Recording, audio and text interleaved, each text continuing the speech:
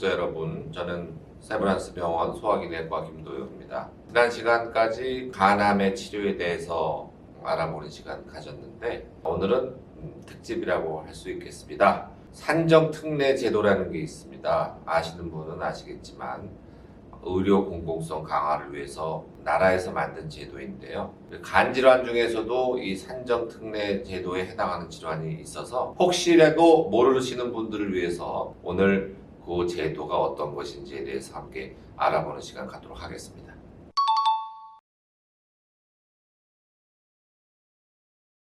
앞에서도 말씀드렸는데요. 산정특례 제도, 말이 좀 어려운데 공공의료를 좀 강화, 확대시키자는 의도로 정부에서 만든 그런 제도입니다.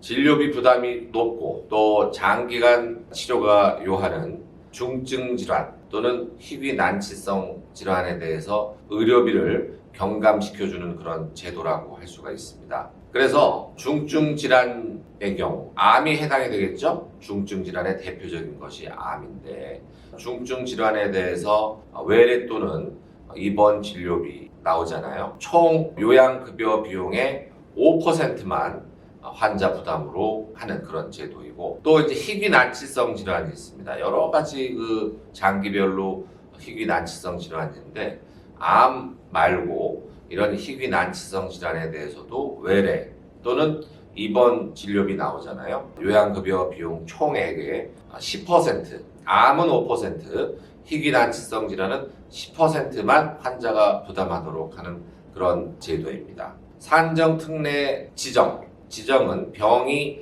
확정된 그 확진일 있죠?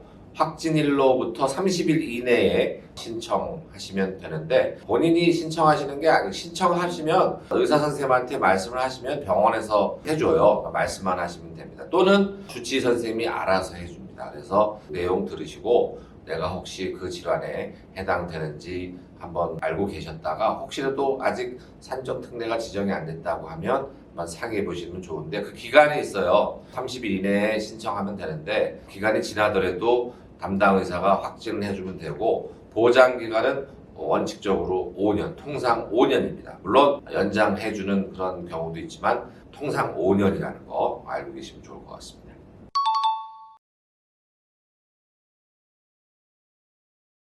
간질환 중에서요, 산정특례에 해당하는 질환은 예전부터 중증 질환으로 간암, 또 담도암 있죠. 이게 암은 무조건 산정특례 대상이 되니까 간암과 담도암이 모두 산정특례 대상이 되고요. 그 밖에 이제 암이 아니면서 만성 간질환 있죠. 예를 들어 유전성 간질환 중에 윌슨병이라는 게 있습니다. 제가 따로 시간을 내서 설명을 드리진 않았지만 드물지만 저에게 다니는 환자분들도 있고 이 구리대사, 음식물을 통해서 섭취하는 굴이라는 미량원소 있죠. 구리대사 장애가 있어서 생기는 윌슨병이라든지 또는 철분이 과도하게 그 간에 침착이 되는 병이 있습니다. 혈색소 침착증. 이런 병들은 굉장히 드물지만 유전적인 간질환이기 때문에 산정특례 대상이 되고요. 또 다른 희귀 간질환이 있습니다. 그거는 자가면역 간질환인데 잠깐 설명드린 적이 있을 거예요. 자가면역 간염이라든지 또는 원발성 담도 담관염,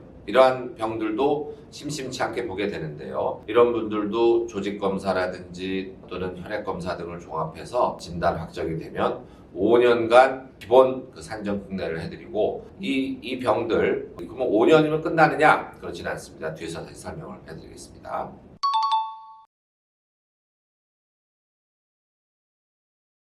그렇진 않습니다. 원칙적으로는 1회 적용 5년간이지만 간암이나 담도암 같은 경우에 예를 들어서 오늘 진단을 받았는데 수술을 받았어요. 완치가 됐어요. 재발 없이 5년이 흘렀습니다. 그러면 거기서 이제 끝나는 겁니다. 그 5년이. 하지만 오늘 진단받고 이 환자분이 예를 들어 치료를 5년간 계속 받아요. 그러면 5년 지난 시점에 아직도 잔존암이 있을 거 아닙니까? 그럼 그 기간이 연장됩니다. 또는 5년간 무탈했어요. 그래서 이제 끝났는데 6년째 암이 재발했습니다. 그럼 다시 산정특례를 적용할 수 있습니다. 그래서 무조건 1회 적용 5년 정해져 있는 것이 아니고 암의 잔존 상태 또는 재발 여부에 따라서 재적용할 수 있다. 암 그렇고요.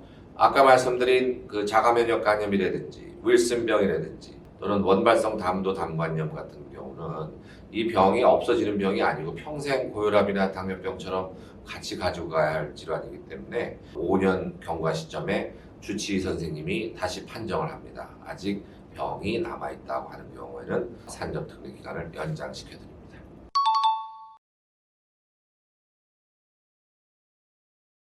간경변증이라는 것 많이 제가 말씀을 드렸잖아요. 간염에서 시작해서 간 섬유화가 일어나고 간 섬유화의 종착역이 간경화다. 간경화도 합병증이 없는 간경화는 건강한 생활을 누릴 수 있지만 복수나 황달이나 정맥류 출혈이나 간성 혼수나 이런 합병증이 생기면 예후가 불량하기 때문에 심하게 얘기하는 분들은 말기간 질환이라고까지 얘기를 합니다. 실제로 보험회사에서 이런 합병증이 있는 간경변증을 말기간 질환으로 이제 보험 측면에서 그렇게 얘기를 하고 있는데, 이렇게 따지면 콩팥 있죠. 우리 노폐물을 걸러주는 콩팥도 나빠지는 분들이 있잖아요. 뭐 들어보셨을 거예요. 만성 신부전이라든지 또는 말기 신부전이라든지. 그래서 투석을 필요로 하는, 그러니까 자기 소변이 거의 안 나와서 투석을 해야 될 정도의 그런 콩팥병이 있는 분들을 말기 콩팥병, 만성 신부전의 끝단계 이렇게 얘기를 하는데,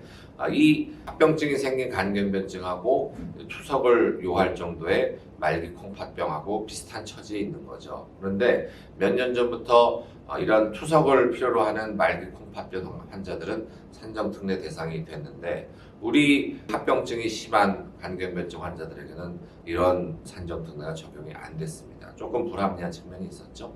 그래서 최근에 다행히 아직 시작은 안 된 걸로 알고 있습니다만, 이렇게 간 경변이 있는 환자 중에서 간 기능이 떨어진 이런 환자들에 대해서 산정특례 적용이 새로 되었다 하는 내용을 뒤에 다시 자세히 말씀드리겠습니다.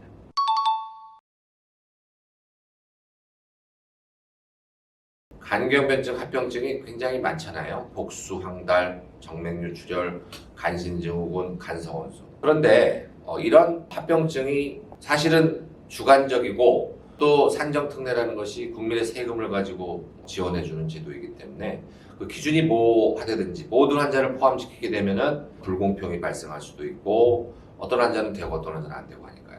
그리고 너무 많은 비용이 들어가게 되면 국가적으로 좀 부담을 느끼게 되겠죠. 그래서 아주 객관적인 기준을 가지고 간경변증 환자에서의 산정특례 기준을 만들었는데, 혈액검사로 혈액 응고 장애가 있는 환자들을 그 대상으로 일단 지정을 했습니다.